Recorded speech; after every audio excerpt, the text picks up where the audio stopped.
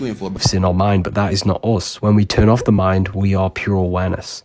And that is the part of us that is universal. It's impersonal. It's part of something much bigger. We are all one consciousness, experiencing it in different minds and bodies. And that's why he says this is the spirit that animates and binds all life, because we are all one consciousness experiencing itself. And when you realize this, you realize you don't exist personally. You are part of something much bigger. Who are you really? I'm going to prove to you that you don't live on a flat earth or a round earth. You are not your body because you can observe the body. You are not your thoughts because you can observe the mind and the thoughts and the emotions. You are the observer of them all, the soul, the I am, pure awareness. And you, the I am awareness, lives inside the temple of the mind, and the mind then lives inside the physical body. That's why the side of your head is called a temple. You live inside your head, and your head or your skull is the firmament. The word firmament can be broken down into firm and ment, coming from mental or mind. The word firmament literally means a firm or a rigid, solid mind. Firmament is known for being a barrier between the physical world and the spiritual world. The soul lives in the mind, and the mind is the temple of the soul. So if the mind is not free and is stuck in limiting belief systems, believing you are only the material body, then the soul remains stuck in the mind and the body. To pass the firmament, you must free your mind and allow yourself to explore the inner worlds. You live inside your head, and your soul is observing a simulation produced by your brain and nervous system. However, the physical realm is a flat plane, but you never live inside of it. You still live in your mind. I found some secret codes in this temple. Firstly, you need to understand that temples were always built in the figure of a human form, because the human body is the temple for God to experience himself in a 3D form. Humans have an animal nature for survival and a creative nature for the spiritual. These temples were more than likely mystery schools where they taught ancient sciences of spirituality. Therefore, everything you see here is all symbolic of you and giving you instructions. So when you enter the temple, it's symbolic of entering into yourself, into the mystery school. And the first thing you see when you enter is this animal, and the animal gazes up at the top of this pyramid. Then you look in front of the animal, there is a long pillar going up to the top of the dome, which is the spinal cord and the brain.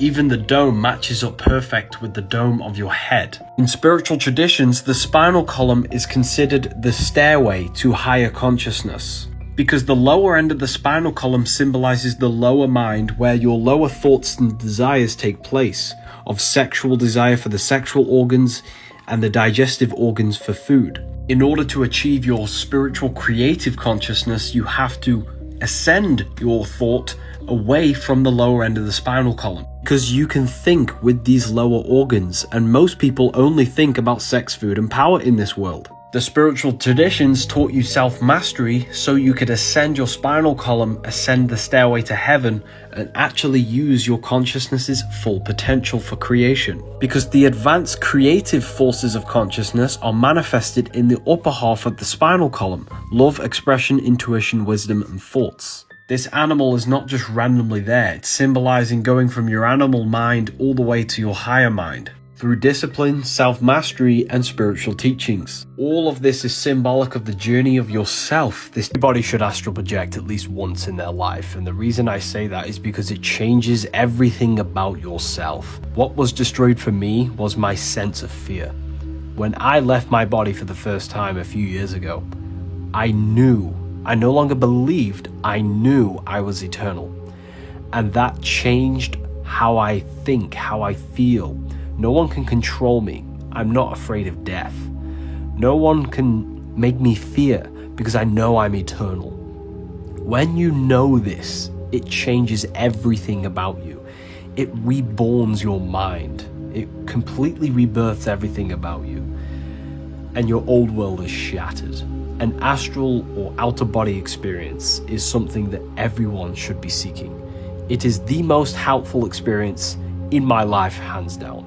The moon mission is a ritual. Symbolism of a rocket makes it very clear what it's about. Rockets are always made in the image of a phallus. Obelisks are an extension of male reproductive organ symbolism, and they can be found in every major city of great power. Because the male reproductive organs are a symbol of authority, dominance, and power. These phalluses and obelisks are never placed randomly. They're always located in a place of great power. So why did they do this ritual? Because recently there has been a lot going on. No one trusts the government because of the files that came out. We all know that space is fake and they're not going to the moon. The real reason they're doing this is to show their power and authority and dominance over the masses. Me and you can't send a rocket into space. We don't have billions of pounds to throw around. They don't care about placing a man in space. They care about their power and position over humanity. That's why they use the phallus symbolism, to remind you who has power and dominance over you. It's just another power ritual to subconsciously make you feel small and powerless.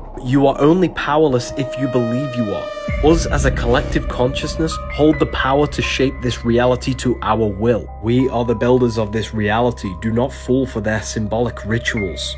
Not a coincidence that the word entrance means in trance. In order to enter the astral world, you have to be in a half awake, half asleep state of consciousness. That's why she uses that ticking device, because what it does is keeps awareness awake, but mind and body asleep. A light trance, and then he transforms into his astral vehicle. Written about all of this in the book of Symbolism and how you can... This is not a statue, it's your brain. This is the cerebellum at the back of the brain. Now what's crazy, if you flip it on its front, you notice he's holding these rods, which look identical to the eye's visual field. The weirdest part about this is that the cerebellum is where the light travels to. Light enters the eyes through the optic nerve and it goes to the cerebellum. And the cerebellum creates this image we call reality. Then we look at the colors, right? We see yellow and blue, which is the sun. And obviously we need the sun in order to see. So this is showing us light and how we see reality, and basically how it's a holographic reality produced by our brain. Even further, it's a metaphor of light entering the mind, becoming enlightenment. Depression doesn't exist when you realize every thought you think produces a feeling. You can control every feeling you possibly feel through self-mastery. This is not spiritual nonsense, this is personal empowerment. Thoughts equals emotions. Let's do a test. If you think of a very sad moment in your life, notice the shift in how you feel. Now switch it. Think of a very happy moment. What happened? You begin to feel that happiness. That is proof. Thoughts produce feelings. Therefore, if you become conscious, if you become the observer of your thoughts through daily meditation, you can start selecting your thoughts. Most people, like my old self, was on autopilot, acting, thinking without awareness. I was unconscious. But the more conscious I became throughout my day, the more I could pay attention to your thoughts. Because when you meditate, you connect with the observer of the mind and not just living in the mind and thoughts itself. So the more you connect to the observer, the more it starts to infect your daily life. Every time I caught myself giving awareness to a negative thought, I have a discipline. I'd slap myself, or I'd hit my head, or something that just trained me to never give awareness to an evil thought. I only now give awareness to the thoughts that empower me, that give me power and give me confidence throughout life. So when you realize you are not the thoughts, you're the observer of them. And the more you connect to the observer, the more you can choose and select which thoughts you give awareness to. And that will dictate your feelings. Depression does not exist when you understand this. I'm going to prove to you that God can't come and change the world even though we're being ran by satanic governments. God is not a physical being in the sky who can change creation. God is awareness.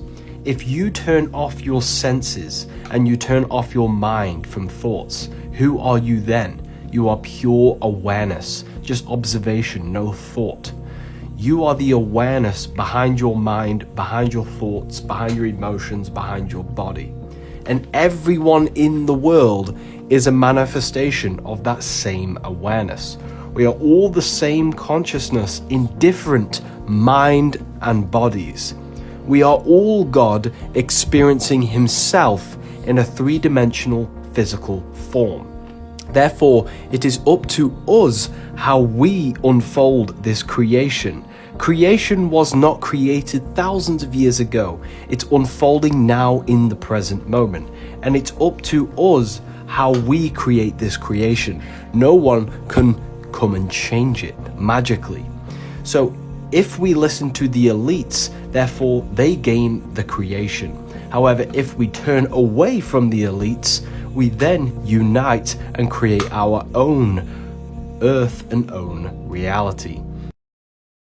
Did you notice the Grand Master of that lodge had 3 tentacles each side of his face? Which means it's 33, which was Masonic. Ice turns into water at 33 degrees, symbolizing transforming the mind from one state to another. That's why Squidward said, "I'll never forget my initiation." It's because when you get initiated, it's not just a ceremony, it's a psychological impact on your mind. And secret societies symbolize this as a door, symbolizing the mind entering a new room, a new understanding. I also saw a lot of one-eye symbolism everywhere.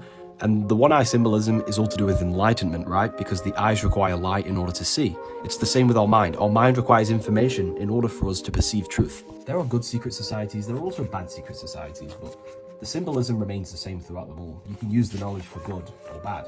If you place the 6-pointed Jewish star on top of the $1 seal, you'll reveal the letters O, N, A, S, and M, which spells the word Mason. The word Mason means to build. These 2 words mean announcing the birth. These 3 words mean the New World Order, announcing the birth of the New World Order. They are building, Mason, the New World Order on the Earth. You can see the Earth in the background. The New World Order is a hierarchy system, meaning 80% are in stone and the rest 20% are in light. Light has always been associated with knowledge, hidden knowledge, because when you shine light on something, it's the truth, it reveals something. 20% hold the light, which is the hidden knowledge of human consciousness, how you work, how creating reality functions, and the rest are in stone, meaning they identify with heavy things such as their body. They're lost in materialism. The ones who hold the sacred knowledge are controlling the 80%. 80%, which is humanity, the population, is being controlled because we do not have the light. We do not have the understanding of who we are, our abilities, and our sacred divine nature. Because we don't understand consciousness, the people who do understand consciousness are using us as a tool for creating their agenda, their new world order. And that's exactly what symbols are. They've been demonized to make you scared of symbols, but in fact, they're instructions on how to function consciousness on a higher level, so you can gain your personal